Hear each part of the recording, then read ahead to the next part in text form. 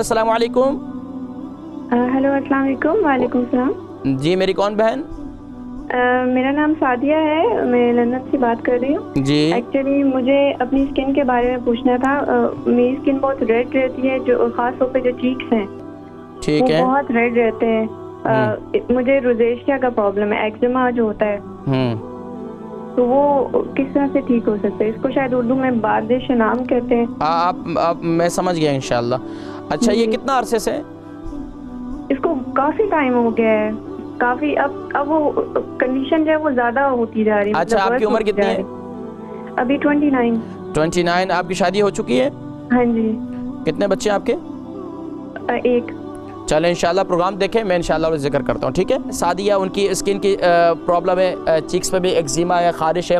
دیکھیں ایکزیما اور خارش کے لیے میں ایک عمل میں آپ کو بتلاتا ہوں. ایک تو سورۃ الطارق اول آخر درود شریف کے ساتھ 11 مرتبہ پڑھ کر اپنے پر دم کریں, اور اس کے ساتھ ساتھ جو ہے آپ گرم اشیاء سے پرہیز کریں. گرم اشیاء خاص طور پر انڈا, مچھلی, اور یعنی کہ یہ گرم اشیاء جتنی ہیں ان سے پرہیز کریں. لال میٹ سے پرہیز کریں. اس کے ساتھ ساتھ آپ کو جہاں خارش ہے نا, میتھی دانہ کو پیس لیں. پیسنے کے بعد جو ہے اس کے اندر جو ہے عرق گلاب مکس کر لیں.